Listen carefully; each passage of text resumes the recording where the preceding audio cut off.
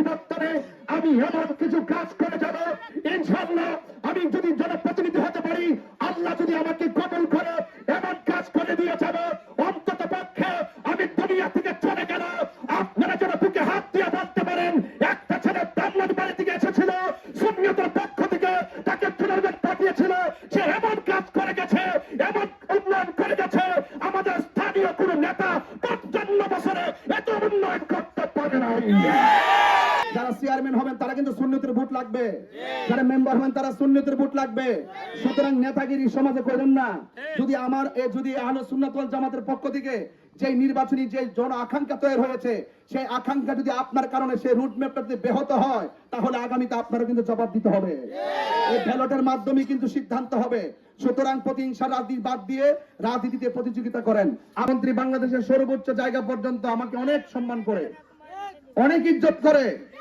এরপর আমি যখন দেখেছি দেশের সার্বভৌমত্ব নিয়ে ষড়যন্ত্র চলছে, ধর্ম নিয়ে ষড়যন্ত্র চলছে, আমার ভাই রইসউদ্দিনকে প্রকাশ্য নির্মমভাবে হত্যা করেছে, আমি যখন দেখেছি যে আমার সুন্নি ভাই রইসউদ্দিনকে যে নির্মমভাবে হত্যা করছে এবং সে পানি চেয়েছিল মৃত্যুর আগ পর্যন্ত, এক মুহূর্তে তাকে পানি পর্যন্ত দেওয়া হয় নাই, প্রকাশ্য হত্যা করার পরে আমরা ভারতের অনেক প্রতিবাদ করেছি, একটা প্রতিবাদ তাদের আমলে নেওয়া হয় নাই।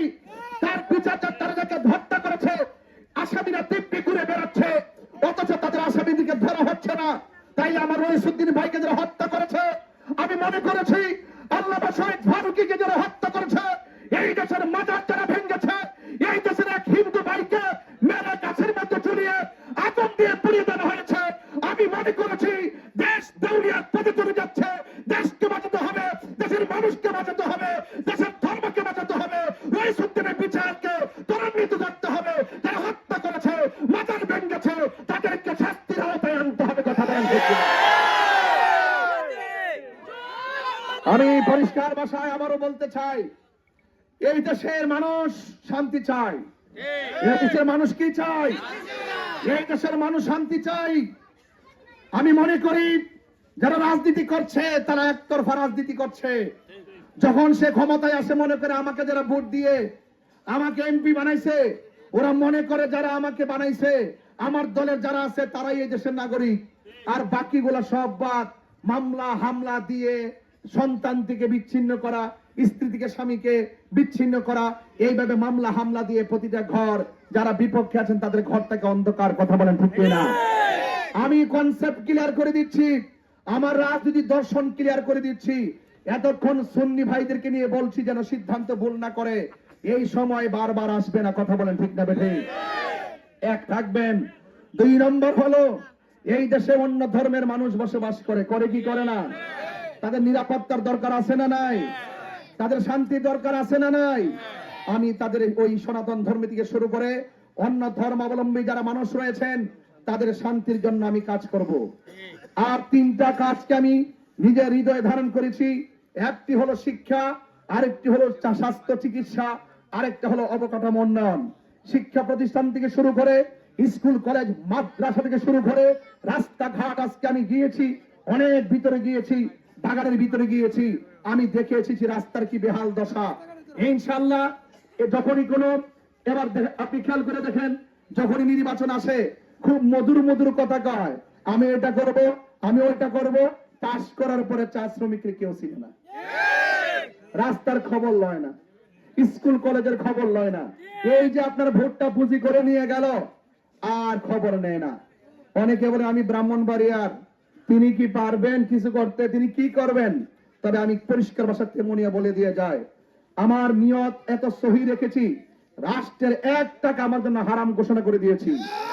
জনগণের টাকা জনগণকে দিব। বাজার যা হবে সুষম বন্টন নীতির আলোকে চুনারগড় মাধবপুরকে মডেল বানিয়ে এমন একটি চুনারগড় মাধবপুর বানাতে চাই। শিল্পায়নের পাশাপাশি এই দেশের মধ্যে আমাদের চুনারগড় মাধবপুরে জাতীয় উদ্যান, বিশেষ করে রেমা কালিঙ্গা সহকারে এই সম্ভাবনা যে সুমহান জায়গা রয়েছে, এই সুমহান জায়গা থেকে আমরা অর্থনৈতিক ভাবে এত ডেভেলপ হতে পারি। ইনশাআল্লাহ আমি কথা দিয়ে যাচ্ছি, এই দেশের চুনারগড় মাধবপুরের ভাগ্য পরিবর্তনে আমি এমন কিছু কাজ করে যাব। ইনশাআল্লাহ আমি যদি জনপ্রতিনিধি হতে পারি, যদি আমাকে কবল করে এমন কাজ করে দিয়ে যাবে, অন্তত পক্ষে আমি দুনিয়া থেকে চলে গেল আপনারা যেন বুকে হাত দিয়ে বলতে পারেন একটা ছেলে ব্রাহ্মণ বাড়ি থেকে এসেছিল, সুন্নিয়তের পক্ষ থেকে তাকে টুর্নামেন্ট পাঠিয়েছিল, সে এমন কাজ করে গেছে, এমন উন্নয়ন করে গেছে, আমাদের স্থানীয় কোন নেতা 55 বছরে এত উন্নয়ন করতে পারে না।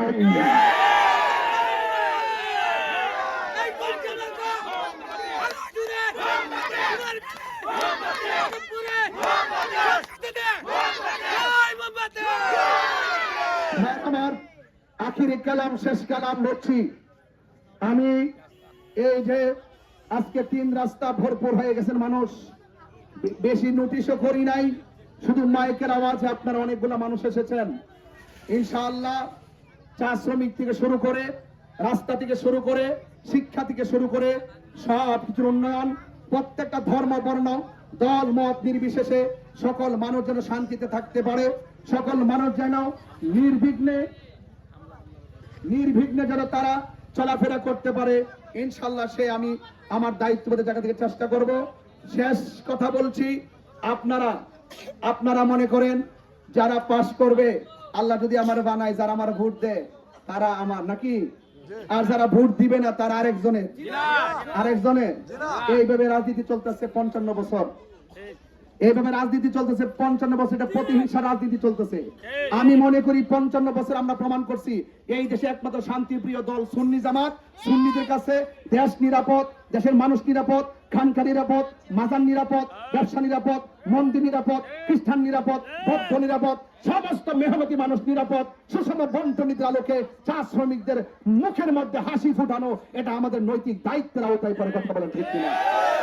এখানে ব্যবসায়ী দেখলাম অনেক, ওই পিছন থেকে ব্যবসায়ীদেরকে দেখে দেখে এসেছি। যখনই কোনো দল ক্ষমতায় আসে, আইসে কি করে, আমি এমন দলের নেতা। কিছু ভাত্তি নেতা আছে সমাজে, আছে কিনা বলেন? এই ব্যবসায়ীদেরকে জ্বালায় আংরা করে, এরা বলে মাসিক চাঁদা দিতে হইব, সিন্ডিকেটের মধ্যে সিন্ডিকেট কয় চাঁদা দিতে হইব। আমি কথা দিয়ে যাই, আল্লাহ যদি আমাকে দয়া করে, কোন চাঁদাবাজি বাজারে চলবে না, কোন মার্কেটে চলবে না, এবং সিএনজি স্ট্যান্ডে কোনো চাঁদাবাজি চলবে না। অবৈধভাবে বালু উত্তোলন করে পাহাড় বানাইছেন টাকার, অবৈধভাবে আর বালু উত্তোলন করা চলবে না। এগুলো ইনশাল্লাহ আমি সুষম বন্টন নীতির আলোকে আমি রাষ্ট্রের প্রত্যেকটা কাজ করব, এই আশা ব্যক্ত রেখে আপনাদেরকে কিছুক্ষণ সময়, যেইভাবে রাস্তাঘাট বন্ধ হয়ে গেছে, অনেক গাড়ি ঘোড়া চলতে অসুবিধা হয়েছে, আমি দুঃখ প্রকাশ করি। অনেক বাজার ব্যবসায়ীরা ব্যবসা বন্ধ করে দিয়েছেন, আপনাদের সকলের ব্যবসার উন্নয়ন কামনা করি। আপনারা আমার জন্য দোয়া করবেন, এবং আমি যেন আপনাদের সন্তান হয়ে আপনাদের পাশে থেকে আমি যেন অন্তত পক্ষে আপনাদের খেদমতে কাজ করতে করে আমি যেন অন্তত পক্ষে আপনার মহামূল্যবান ভোট, এই আপনার মহামূল্যবান ভোট যেন মোমবাতি প্রতীকে আগামী 12 ফেব্রুয়ারি আপনার মহামূল্যবান আমানতকৃত ভোট আপনারা আমাকে দিবেন। আর শেষ বেলায় আবারও বলি যে যারা বলে, যারা হামলা, যারা আজকে ওখানে কোথায় গিয়েছিলাম, লালচান গিয়েছিলাম, অনেক মানুষ আমাকে বলে হুজুর আমি কি নির্বাচন করতাম, অনেকে হুমকি দেয়, কি দেয়, অনেকে হুমকি দেয়, কয় মোমবাতির সমর্থনকারী যারা আছো খবরদার, পোস্টার মোস্টার লাগায় না। একটু আগে গাড়িতে বসার সময় বলতেছে অনেকে ব্যানার লাগাইতে দেন এক জায়গায়, আমি বলছি যে ব্যানার লাগাইতে না দিলে আরেক জায়গায় লাগাও, এরপরে ঝগড়া করো না। তবে যে ব্যক্তি কইছে ব্যানার লাগান যাইতো না, তার ছবিটা রাখো। যে ব্যক্তি মোবাইল নিয়ে হুমকি দিছে তার রেকর্ডটা রাখো। যে ব্যক্তি আইসা করবে যে মোমবাতি সমর্থনকারীদেরকে হামলা করবো, মামলা করব, বলছি তার রেকর্ড রাখো, তার ছবি রাখো। আমি অবশ্যই তাদের বিরুদ্ধে নির্বাচন কমিশন, বিভাগীয় নির্বাচন কমিশনের মাধ্যমে প্রশাসনিক হস্তক্ষেপে তার দাঁত ভাঙা জবাব দিব আইনিভাবে। সুন্নি জামাত বানের জলে বেশি আসা কচির বানা নয়। সুন্নি জামাতের ভোট নিয়ে কিন্তু বিগত দিন এমপি মন্ত্রী হয়েছেন। যারা চেয়ারম্যান হবেন তারা কিন্তু সুন্নিয়তের ভোট লাগবে, যারা মেম্বার হবেন তারা সুন্নিয়তের ভোট লাগবে। সুতরাং নেতাগিরি সমাজে করেন না। যদি আহলে সুন্নাত ওয়াল জামাতের পক্ষ থেকে যে নির্বাচনী যে জন আকাঙ্ক্ষা তৈরি হয়েছে, সেই আকাঙ্ক্ষা যদি আপনার কারণে সেই রুটম্যাপটা যদি ব্যাহত হয়, তাহলে আগামীতে আপনারা কিন্তু জবাব দিতে হবে। এই ব্যালটের মাধ্যমে কিন্তু সিদ্ধান্ত হবে। সুতরাং প্রতিহিংসা রাজনীতি বাদ দিয়ে রাজনীতিতে প্রতিযোগিতা করেন। আপনার ভোট আপনি চান, আমার ভোট আমি চাই, ফাইসালা হবে আল্লাহ পাক করবেন। কথা বলেন ঠিক কিনা? আল্লাহ যাকে লিখে রেখেছেন সেই হবে, কোনো দাঙ্গা হাঙ্গামা দরকার নাই। আপনার ভোট আপনি চান, লেভেল প্লেইং ফিল্ডের জন্য যা প্রয়োজন আমি প্রশাসনিকভাবে তাই করবো এই মাদক মুক্ত রাখার জন্য। ঠিক আছে। আছে কিনা বলেন? এখন আমার জন্য সবাই দোয়া করবেন। বক্তব্য একটু দীর্ঘ করে ফেলেছি, কষ্ট নিয়েন না। আমার আরো একাধিক প্রোগ্রাম আছে। আল্লাহ যেন আমাদের সকলকে কবুল করে বলেন আমিন। একটু মহব্বতে একটু দোয়া করেন, আল্লাহুম্মা আমিন। আল্লাহ আপনি আমাদের